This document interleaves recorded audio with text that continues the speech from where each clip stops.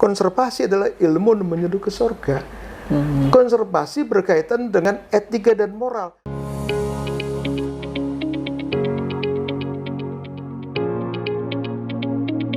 Selamat pagi sahabat kreatif. Saat ini saya berada di seputaran Yasmin Sektor 5, Kota Bogor. Tepatnya di kediaman seorang pakar lingkungan dan konservasi ternama Indonesia. Penasaran dong siapakah beliau? Cluenya adalah tokoh ini merupakan guru besar IPB University. Banyak hasil risetnya dijadikan rujukan para peneliti, mahasiswa juga pegiat lingkungan. Tidak hanya itu, beliau juga produktif menulis berbagai buku dan jurnal. Yang terbaru, beliau bersama tim baru saja meluncurkan buku tentang bioprospeksi Indonesia dan pentingnya bagi pembangunan NKRI. Penasaran? Yuk langsung kita temui tokoh spesial kita ini. Ayo. Selamat pagi Profesor Ali Kodra. Selamat pagi. Prof, selamat untuk buku terbarunya Bioprospeksi Indonesia. Ya, itu karya 1 tahun lah, dengan tim di dalam. Ini kamar kecil kita, ini kantor kecil. Ini satu tim, ini Mas Ramadi, ya, ada Mas Herianto, juga teknisi. Kemudian Umendro ini adalah pengawas.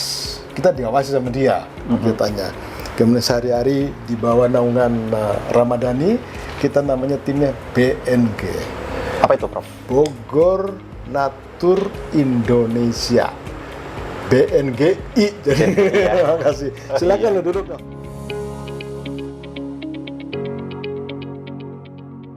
Bisa diceritakan sedikit tentang bioprospeksi itu apa sih? Karena kita masih agak bingung gitu.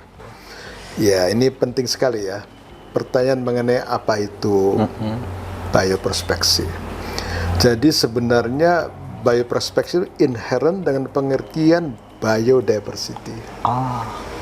Yaitu kita harus memandang biodiversity, keanekaragaman, keanekaan semua makhluk, tumbuhan, ekosistem, ada laut, ada darat, ada sungai dengan isinya menjadi satu kesatuan yang disebut dengan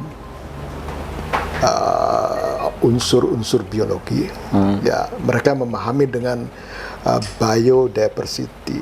Kenapa biodiversity? Karena unsur biologi yang harus beraneka fungsi di alam, sehingga alam itu menjadi jalan.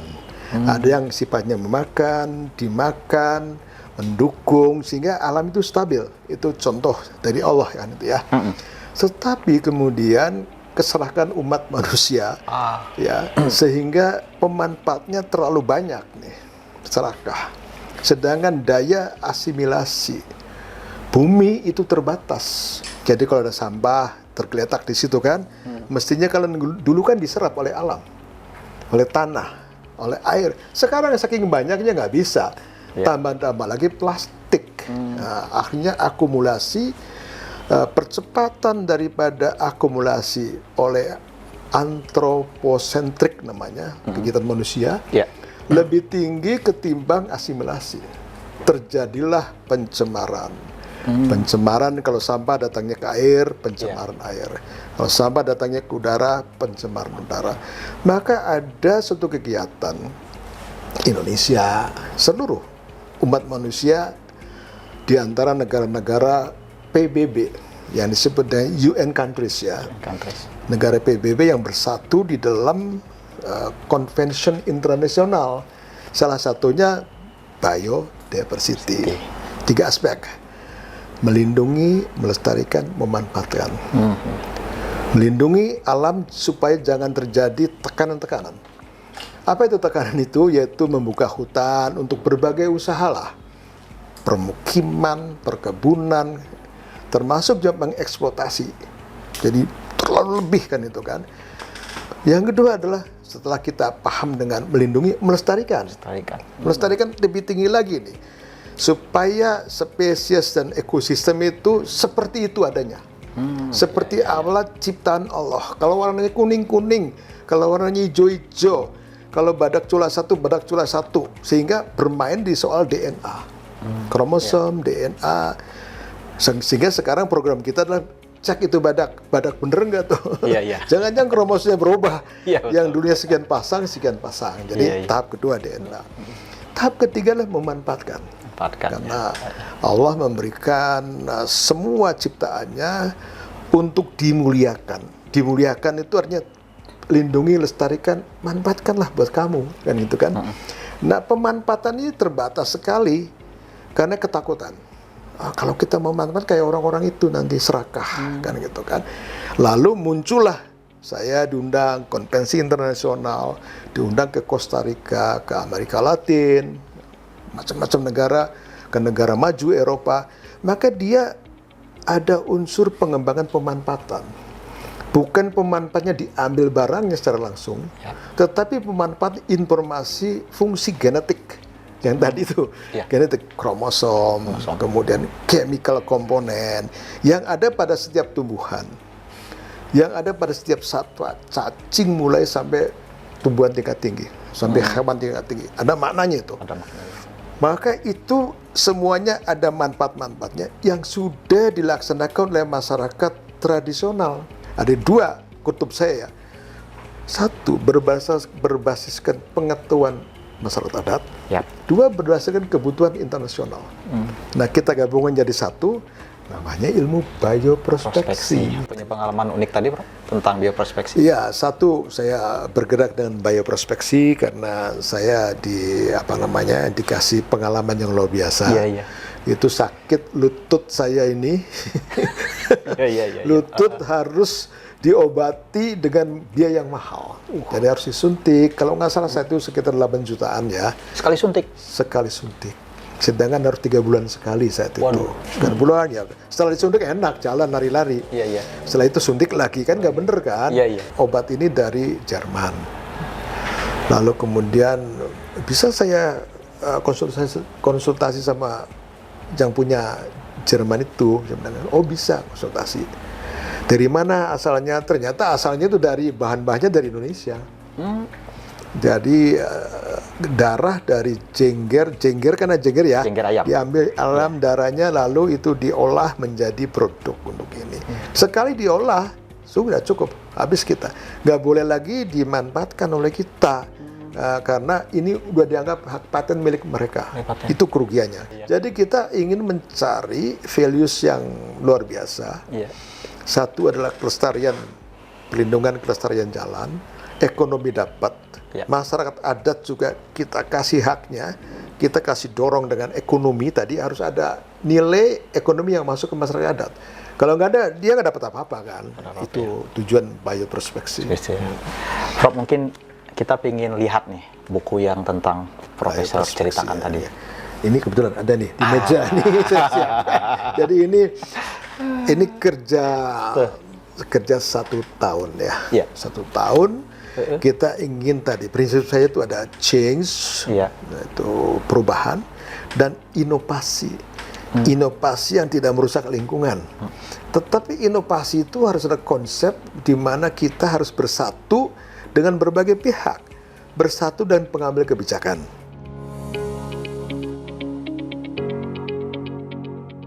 Sahabat sekalian, tahun lalu Profesor Ali Kodra bersama tim juga telah menerbitkan buku Era Baru Konservasi Sumber Daya Alam dan Lingkungan, Membumikan Ekosopi bagi Keberlanjutan Umat. Ini tepatnya tahun 2020. Tuh, saya beruntung nggak hanya dapat buku ini dari Profesor Ali Kodra, tapi juga ditandatangani. Seperti ini. jadi gimana itu Prof ceritanya, sah, Prof? ya itu sah. Sah jadi murid Profesor Ali Kodra. Siap. Insyaallah berkah. Insyaallah berkah. Gimana Prof? Jadi ini kan saya kasih judul ada konservasi. Iya. Karena terus terang aja, setelah saya membuat satu kumpulan data, saya kerja di macam-macam kan. Nah dari situ saya mengumpulkan fakta. Satu kesimpulan saya, orang belum paham benar mengenai apa itu konservasi. Satu. Itu kira-kira 2 tahun sebelum tahun 2020. Jadi ya, Iya. ya itu menunjukkan gitulah. Yang kedua adalah bagaimana konservasi yang seharusnya itu jadi Iya. jadi setelah tahu itu bagaimana konservasi selanjutnya, maka saya memetakan sekarang apa itu kerusakan yang terjadi, pencemaran, kehilangan satwa, pencemaran udara, kan gitu ya. Kemudian bagaimana orang ngomong yang baik tentang konservasi, bagaimana ustadz, bagaimana ustazah, bagaimana kawan-kawan agama. Ternyata belum bersatu tuh. Oh, iya. Jadi lintas agama misalnya kan itu kan harus sebenarnya sama antara Islam, Buddha, Hindu, kan itu kan Iya. sebenarnya sama sebenarnya melestarikan alam, ciptanya Maha Kuasa. Tapi kan nggak muncul ya, kecuali secara spesifik ada siaran di suatu agama gitu ya, sangat spesifik. Tapi belum sinkron menurut saya. Sehingga saya ingin mensinkronkan, mensiarkan dalam bentuk buku. Dalam bentuk buku. Tahun 2020 dipercepat dengan COVID-19. Iya. Saya menerbitkan buku ini. Itu siang malam kerja itu kan, tebal sekali. Itu yang ngarang cuma saya sendiri. Iya. Sendirian, Luar single biasa. author. 550 halaman. 550 halaman sendiri. 550 halaman. Nah, saya ingin mengeducate people. Iya. Maka mengeducate people itu adalah harus melalui sendi-sendi, menyentuh sendi-sendi keagamaan.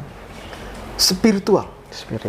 Karena pikiran saya adalah rusak itu karena soal etika dan moral. Aturan kita cukup, dilarang membunuh satwa liar, dilindungi, Iya. dilarang mencemari, cukup komplit, terkomplit di dunia manapun negara. Iya. Indonesia paling komplit. Tetapi kita kok semakin rusak. Jadi ada soal etika dan moral. Etika itu adalah apa yang seharusnya diperbuat oleh umat. Mana yang benar, mana yang tidak benar. Itu namanya etika itu ya. Etika agama itu ya. Etika spiritual. Konservasi adalah ilmu menuju ke surga. Konservasi berkaitan dengan etika dan moral. Orang yang beretika bagus, moralnya bagus, gitu. Pasti. Jadi artinya negara yang hebat dalam konservasi disebut dengan negara bahagia. Karena bahagia. Bukan negara makmur, bukan welfare. Nggak akan tercapai negara makmur kayak bahagia. Iya. Bahagia itu apa cirinya? Bahagia gimana? Saya cukup makan. Iya. Ya, Mas Ramadi pagi-pagi sarapan. Sarapan. Pasti. Yang jualnya ada, kan gitu kan? Harganya terjangkau. Harganya terjangkau, makanannya sehat, Sehat, iya. ada di warung-warung. Itu namanya food. Nomor satu, food cukup. Setelah cukup food makanan, maka cukup sehat. Kalau saya sakit, ada rumah sakit, Iya. diterima di rumah sakit, bisa membayar, sakitnya aja diterima dengan baik. Jadi Prof, berdasarkan uraian tadi, yang harus kita perbaiki duluan, etiknya atau moralnya dulu? Etik dulu, Etik dulu. baru moral begitu. Baru Etik moral. itu adalah agama itu etika loh. Iya. Duluan, Etika duluan, Al-Quran itu etika loh. Iya. Moral itu manusia ketika mengikuti Al-Quran. Iya. Jadi kalau orang pokoknya bagus itunya, lafaznya bagus, ininya pun semua bagus semua, berarti dia bermoral bagus. Karena dilaksanakan. Nah, gitu ya. Ya, sahabat sekalian, masih dalam perbincangan hangat dengan Profesor Ali Kodra. Siap. Nah, Prof, kita ingin tahu bagaimana sih Profesor membagi waktu ya antara untuk aktivitas mengajar, mengisi seminar di Indonesia, dan juga untuk keluarga dan tentunya istirahat. Ya. Karena kalau dilihat dari usia kan Profesor ya sudah harus membagi itu semua. Nah, tipsnya seperti apa? Iya, terutama kita harus dipahami oleh keluarga inti ya. Iya. Istri, anak, cucu, menantu sekarang Anda. Iya. Itu kebetulan saya mendidik mereka. Anak-anak itu dan disiplin. Disiplinnya. Ya, disiplin dan mereka sudah melihat sejak kecil tuh saya membaca buku. Sejak kecil dia saya bawa ke kantor saya di fakultas ya, kantor beginian. Iya. Saya di Kementerian Lingkungan Hidup Negara, Kementerian Negara Lingkungan, ya seperti itu. Tetapi yang saya ajarkan adalah kalian harus tabah. Jangan mentang-mentang bapaknya seorang pejabat, Ya. lalu kamu menggunakan mobil seenaknya, menggunakan supir seenaknya, ingin mendapatkan jabatan seenaknya, sehingga sampai detik ini gak ada anak saya yang kerja di kantor lingkungan hidup, gak ada. Nah, artinya saya ingin mereka supaya mencari hakikat trademark sendiri, dan saya hanya mendukung. kan gitu kan. Ada baiknya, ada negatifnya. Ya baiknya adalah mereka mandiri. Tidak baiknya adalah tidak dipasang-pasang dengan orang lain kan. Baru tahu sekarang siapa kamu, saya kan anaknya. Loh, kok semuanya anaknya ini kan. Jadi misalnya ya, jadi enggak growing.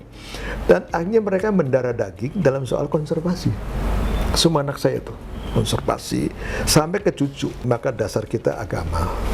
Iya, penting sekali. Agama mana yang boleh, mana yang tidak sesuai dengan aturan agama. Maka ada dua petunjuk Allah nih, ayat-ayat kauniyah sama ayat-ayat kauliyah.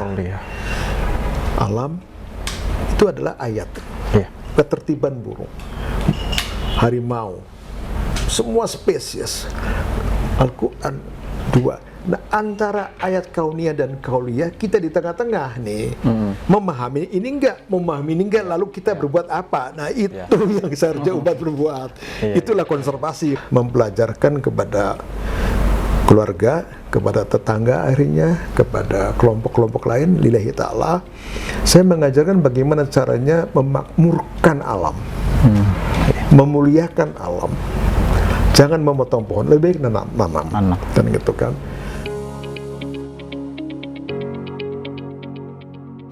Ya terakhir Prof, kita ingin tahu nih harapan Profesor Ali Kodra untuk alam dan lingkungan Indonesia ke depan itu seperti apa dan siapa saja yang harus terlibat? Ada dua ya.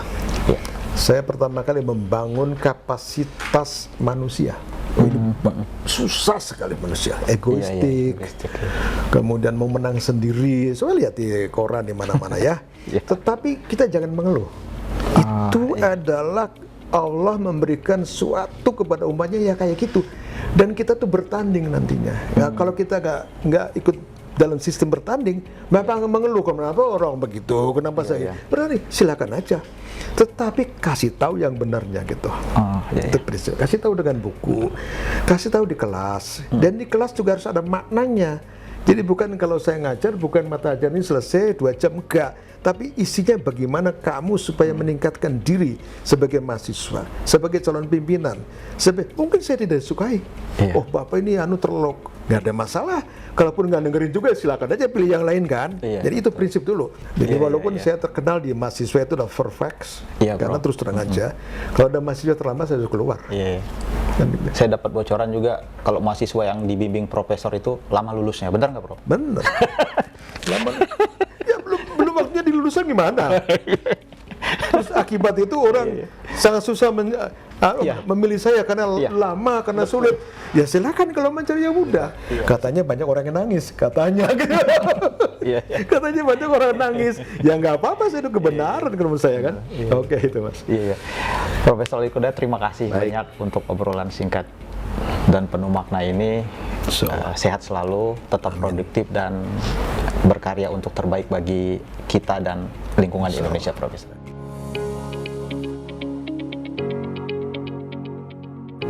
Ya, sebagai penutup, saya kira ini penting juga ya, bahwa uraian yang saya sampaikan ini mestinya diresapi masuk di dalam kepala, your head, masuk ke dalam hati, your heart, lakukan dengan baik, insya Allah. Jadi kita harus sekarang jangan berteori lagi gitu, tapi harus melakukan sesuatu yang bermanfaat buat umat. Saya kira itu menjadi perjuangan kita bersama. Insya Allah kalau kita mulai buka hati, rezeki di tangan Allah, tetapi kita berusaha.